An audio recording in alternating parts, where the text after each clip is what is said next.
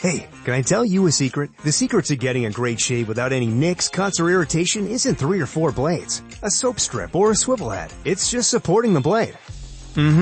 Yeah, it's just supporting the blade. Don't let it flex or bend.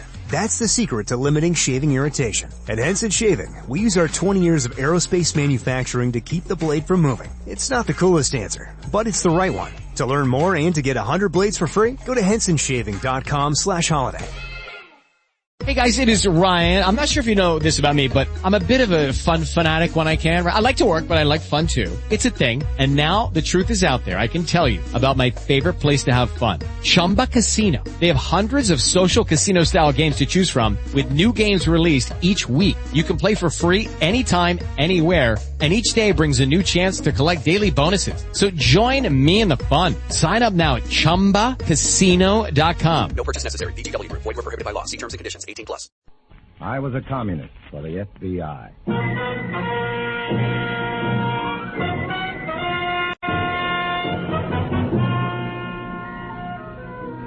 Starring Dana Andrews in an exciting tale of danger and espionage. I was a communist for the FBI.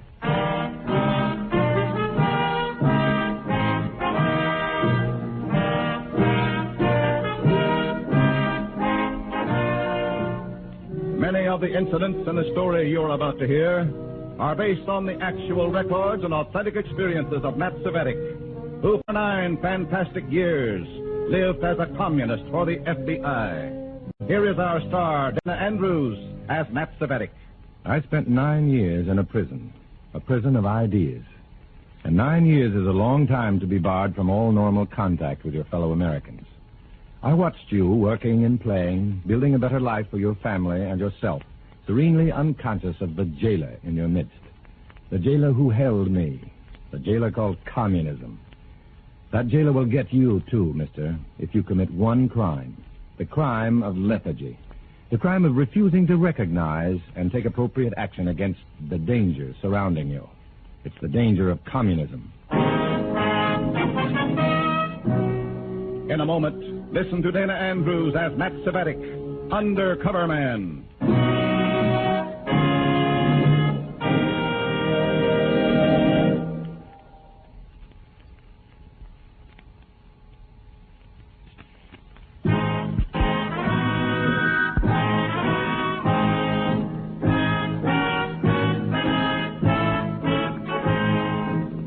Now, here is Dana Andrews as Matt Cvetic, Undercover Man. This story from the confidential file is marked, The Flames Burned Red.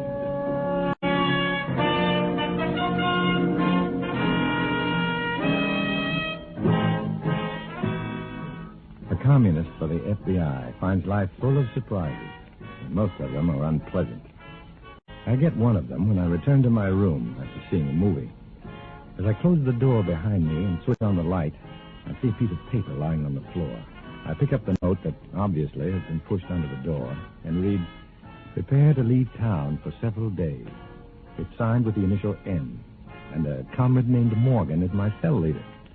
Hurriedly, so that I can get away before anyone calls for me, I throw a few things into my bag and go out to phone the FBI.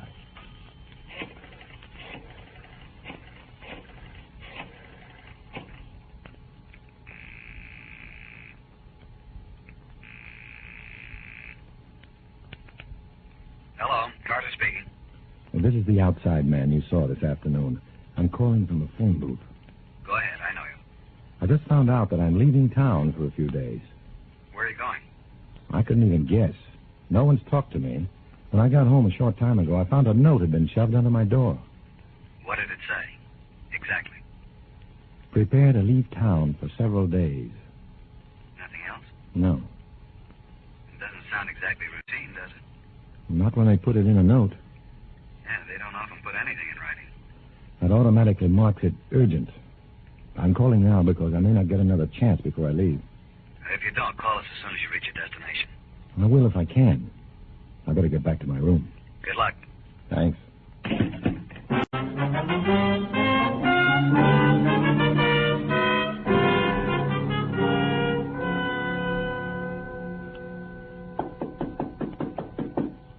Coming. Come in.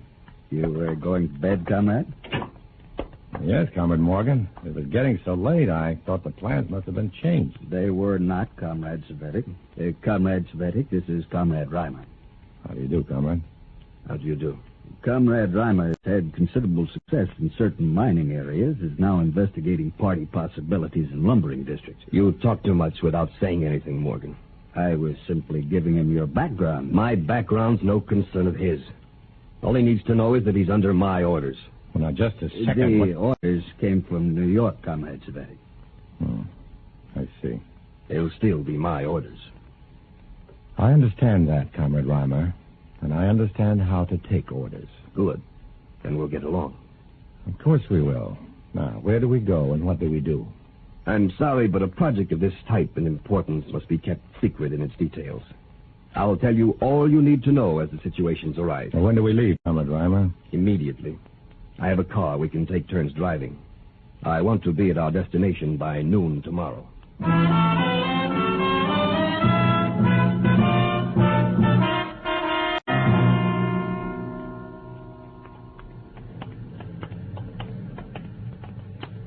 This is the car. Oh. Get in on this side and throw your gear in the back. I'll take the first trick at the wheel. Okay.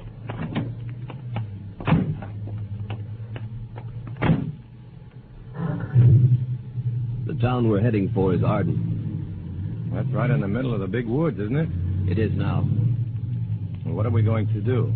Move the town or remove the woods? You'll know the answer to that before you get home. That gives me something to look forward to.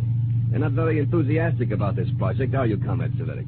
I'm not enthusiastic about being treated like an idiot child. I like to know what I'm trying to do. Then if something goes wrong, I can try and straighten it out. Nothing's going to go wrong on this project. If there is a slip-up, I'll straighten it out. Okay. I'll tell you this much. Our mission in Arden is a test. If we're successful, we'll have set a pattern for completely disrupting the laboring communities of the entire country, with no possibility of any blame being charged against the party. You say, if we're successful. Where's our possibility of failure greatest? That, comrade, is something I'll keep to myself. Okay, you're the boss. That's right, comrade. And if this works out, as I believe it will, I'll be a much bigger boss in the future.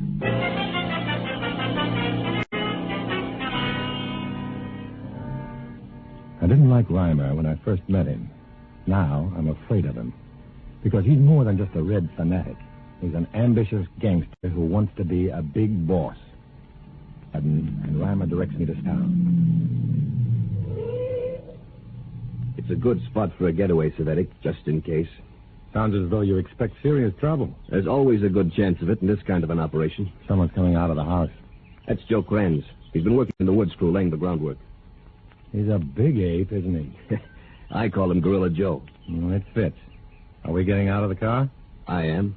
You're driving on into town. Why don't I just wait for you? Because I'm staying here out of sight, and you're staying in town at the hotel. Well, hiya, Reimer. I'm getting here just in time. Things will bust wide open with just one little push. Save it, Joe. Huh? This man's going on into town. You can talk later. Okay, boss. Now, where's your baggage? In the back seat. The brown bag belongs to Savetic here. Leave it in the car. Okay. Let's get moving. I got a lot to tell you. Go into the house and wait for me. I have to give Savetic his instructions. All right. Any comments, Savetic? Just give me my orders. That's what I like to hear. I can see that. And we won't have any trouble. If we do, Joe likes to handle troublemakers. Is that a threat? Oh, no. Just a reminder that you're a long way from party headquarters and that up here I give orders the way I like to give them. And you take them whether you like them or not. What do I do? Drive into Arden. It's less than a half mile, but the timber hides it. Check into the Commercial House Hotel and meet with Jed Wade. Where'll I find him? He owns and operates the hotel. What do I do after that? Handle the propaganda end of this operation through Wade. Is he a party member? No. Just a local gossip and rumor monger. You'll pass along to him anything I want the local people to believe. That's as much as you need to know at this time. I'll see you later. When? When I have something more for you to do, I'll let you know. So don't try to get in touch with me. I'm not anxious to be identified with this operation publicly. I'll get going. Okay. So long.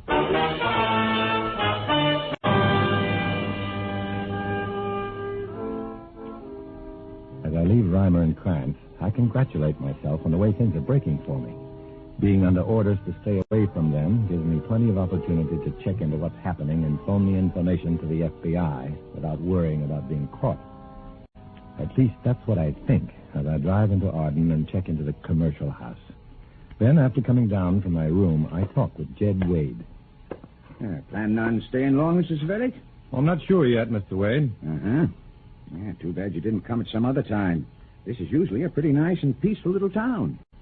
You say usually nice and peaceful. Is it different now? Well, nothing's broken to open yet. But there's trouble brewing. Big trouble. What kind of trouble? Between the Woods crew and the owners. Oh? I can't understand it either. They've always been the best of friends till lately. There must be something behind it. Yeah, don't know what it could be. Pays tops. Company furnishes good houses. Company store charges the same price as the city chain stores. Has there been any trouble in the woods? Serious accidents or fires? No, but the men have been grumbling about their equipment. Just the other day, I heard Joe Krantz beefing. He was saying that one of these days men will be getting hurt, maybe killed, because they're having to work with worn-out equipment. Who was saying that? Joe Krantz. He hasn't been here long, just a whistle punk. But ever since he beat up the foreman, he's been bull of the woods. And a lot of the new men jump whichever way he points. That fits. Fits what? Oh, nothing. I'm just talking to myself. Where's the nearest phone? Yeah, right here, behind the desk. No, I mean phone booth. Well, there isn't a phone booth in Arden, Mrs. Vedek. Oh. Well, where can I make a phone call and have some privacy? You're too far out to be able to afford private phones. A 5-party line is the most privacy you'll find in Arden. Oh. Well, I think I'll write instead of phoning. Well, thanks anyway. Oh, say. Yeah? I just remembered hearing someone say there is a private phone out at Joe Krantz's house. It's out the edge of town. Just take the road you come in on. No, thanks. I'll write.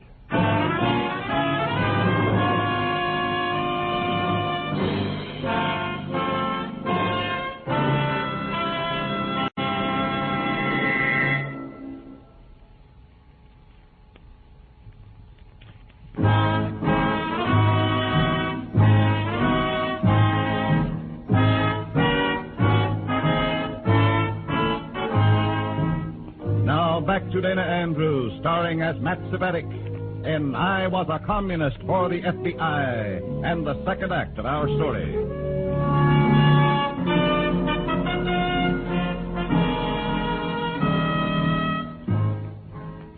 Only one single-party phone in town, and that in Joe Kranz's house.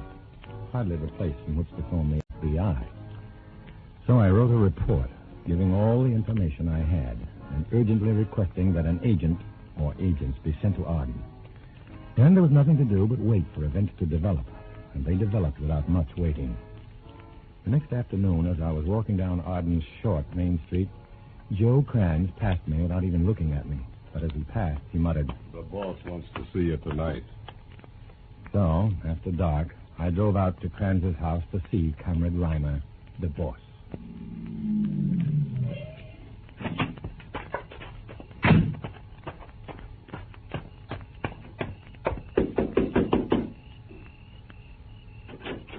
Yeah, come in, Cvetic. Come on, hurry up so I can close the door. Boss is in the other room. Go ahead. Well, you've planned it nicely, Comrade Cvetic. I understand that you and Jed Wade are already cronies. We talk. Good. I have something for you to say to him. Go ahead. When you get back to the hotel, tell Wade that you heard on good authority that the lumber company has been buying condemned equipment. Do I give him a reason for their buying it? Certainly. They're doing it to save money at the expense of their workers. I want that story all over town by tomorrow morning. I'll do my part. Oh, by the way, Yes? don't write any more letters while we're up here. What do you mean? Maybe nothing. I'm just taking no chances. If you have to get in touch with someone at home, come here at night and use the phone. Thanks. It's the only single-party phone in town. But then you know that, don't you, Comrade Cvetic? Sure.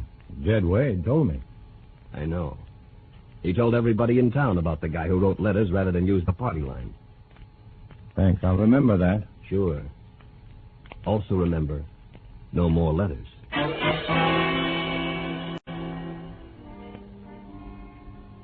I'm trapped good this time.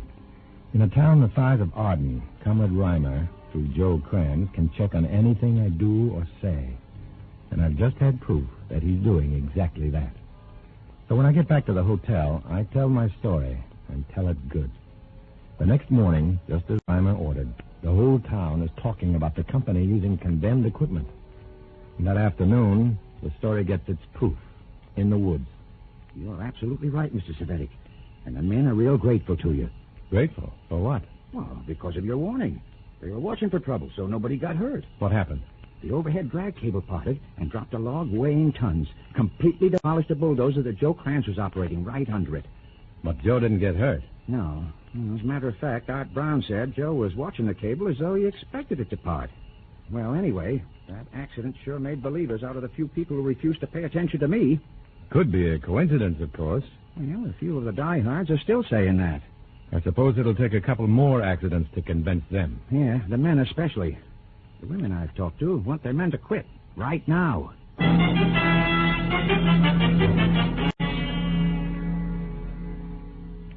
That's good news, Comrade Savetic. Everything's going exactly the way I planned it. Good. Is there anything in particular that you'd like to have me mention in my report? Report? What report? I always make out a daily report when I'm on a special mission, comrade. It goes direct to the Central Committee. Oh. Was it the report that you mailed the first night? Yes, comrade. My next one includes the information that you, as project leader, ordered me to make no more reports. I didn't say anything like that. You told me to mail no more letters. I didn't know they were reports for the Central Committee. Am I free to resume making those reports? Certainly. What's your next order? Go back to the hotel and keep Wade talking. Kranz is working on the men. And if Wade can keep the women worked up, we ought to have a strike by tomorrow night. Tomorrow's accident should be the clincher. What kind of accident? You'll know when the men walk out of the woods. And remember, no matter what happens when you're talking to Wade, blame the bosses.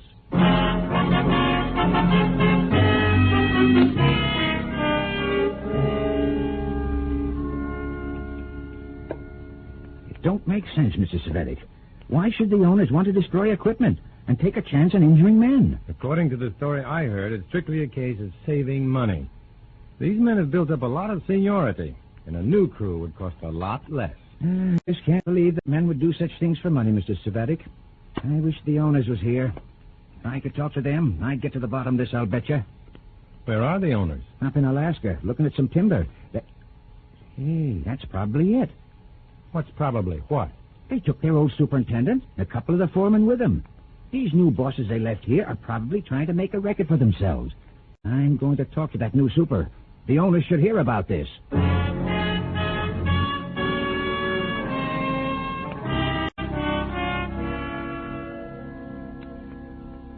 Why didn't you talk him out of it, Savetic? Well, how could I, without exposing myself? And you, too. I suppose you're right. Now, this means we're going to have to bring everything to a head right now. Joe! Yeah, boss? Come in here. Yeah? What's on your mind? Get into town and lead the men down to the company offices and start trouble. What kind of trouble? A hot argument, a riot, any kind of trouble that'll force the men to quit or the bosses to fire them. Yeah. Okay, boss, I'm on my way. There'll be trouble inside an hour. Now Joe's doing what he likes best, picking a fight with the bosses. What happens after the fight? The men quit or get fired. And I move in an entirely new crew of party members. By tomorrow morning, we'll control this timber, and it won't be of much value to the warmongers. Yeah, we can shut it down tight whenever we want to. We're going to do better than that, Comrade Savetic. We're going to burn it to the ground. And the old crew is going to be blamed for that fire. Before I leave to go back to the hotel, Joe Kranz has returned with the news that the workers are separated from their jobs. And Reimer has put in a call ordering his crew of Reds to arrive in Arden the next morning. When I drive back to the hotel, a man steps out into my headlights beam and signals me to stop. I step on the gas to get past him, and I recognize Carter, my FBI contact. I slam on the brakes and stop, and he runs over to the car. I give him what information I have and warn him that he'd better arrest Reimer and Kranz before anything more serious happens. But Carter doesn't agree. I can't do it, Matt. But Carter... Look, under the rules of evidence, Matt, a smart lawyer could have everything you've told me barred from the record as hearsay. They couldn't bar from the record the fact that Reimer is a known communist with a background of labor disruptions in mining areas. Probably not. But could you prove that he's here? Has anyone seen Reimer except you and Joe Kranz? Guess not. Well, our best chance to break the case is to watch the arsonist in the act of setting fire to the woods. If you can find out when and where that'll take place, I think we can put Reimer and Kranz away for a long time. Nothing in that line will happen before tomorrow, because Reimer's new red crew won't get here before morning. Then get back to your hotel, go to work on it first thing in the morning. Well, I'll report to you. Right here. I have a pair of field glasses. If I see anyone in the car with you, I'll stay out of sight. Well, that won't give you any information. If you know where the fire is going to be set, stop here and check your tires. I'll follow you. Right. Okay, see you tomorrow.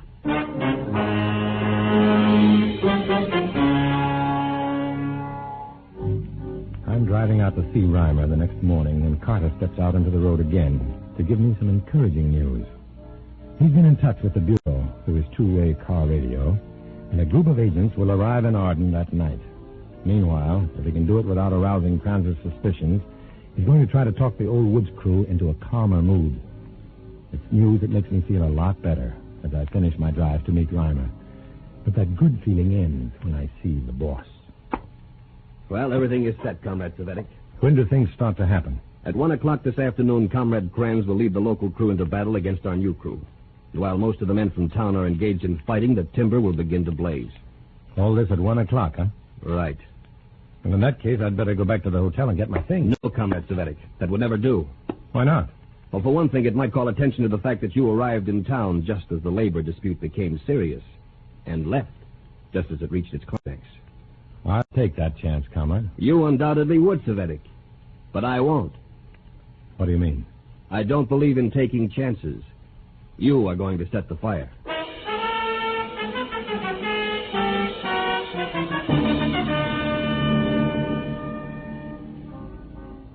At 12 noon, Reimer and I leave the house to set the fire that will destroy the most important stand of timber in the state.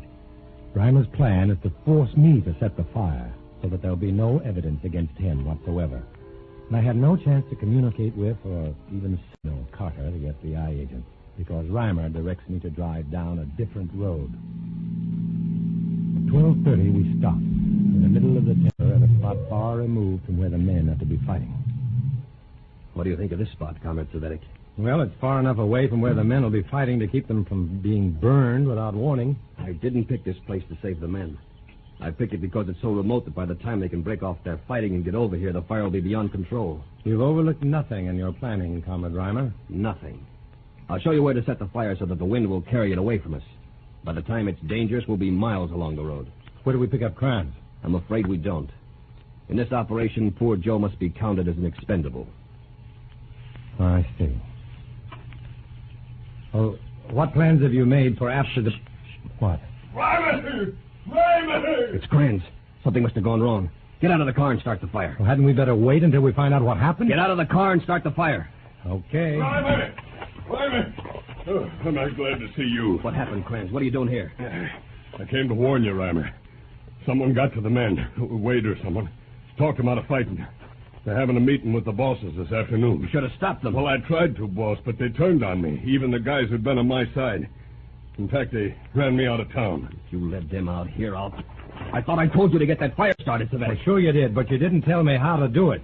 And setting timber fires is a little out of my line. I thought you were intelligent. Get those cans of oil out of the back of the car. Help them, Kranz. Yeah, all right, boss.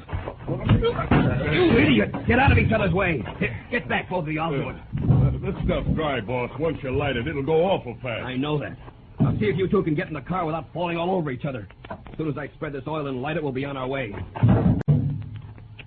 Stop it, Reimer. Run for it! Hey, Savetic! Savetic, wait for... Don't worry about the man in the car, boys. I got the license number. Concentrate on the two in the woods and be careful you're not trapped by fire.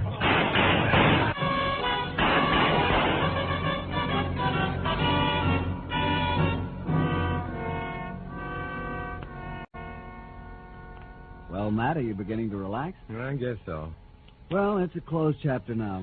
Where'd you get Reimer and Kranz? Box Canyon, about 600 feet from where we jumped you. Trapped themselves, huh? Yeah. Trapped themselves. The smoke got to them before we did.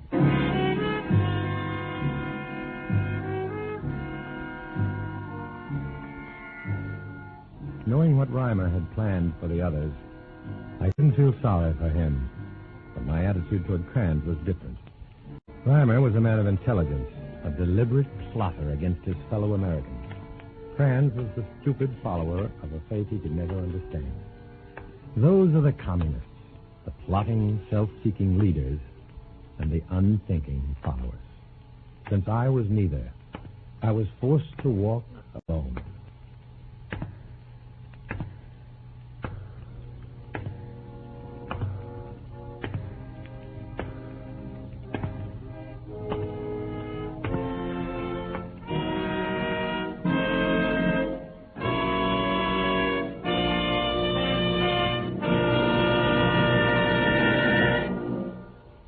Dana Andrews will return in just a moment.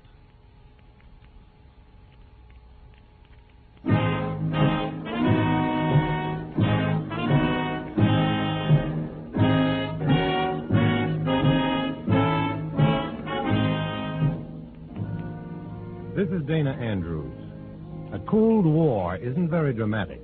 No bands will play when you pay your taxes to help pay for fighting this Cold War.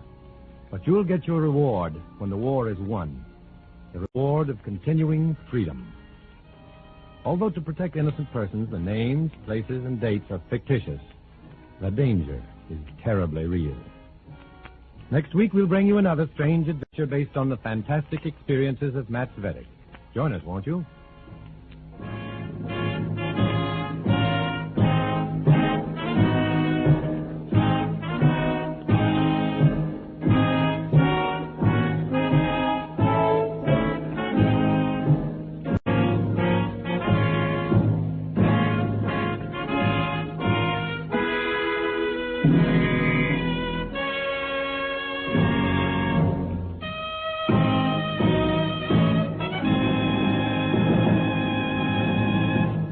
Lucky Land Casino, asking people, what's the weirdest place you've gotten lucky? Lucky? In line at the deli, I guess? Aha, in my dentist's office. More than once, actually. Do I have to say? Yes, you do. In the car before my kids' PTA meeting. Really? Yes. Excuse me, what's the weirdest place you've gotten lucky? I never win and tell. Well, there you have it. You can get lucky anywhere, playing at LuckyLandSlots.com. Play for free right now. Are you feeling lucky? No purchase necessary. Void where prohibited by law. 18+. Terms and conditions apply. See website for details. David's Bridal, where brides and bridesmaids get fabulously dressed.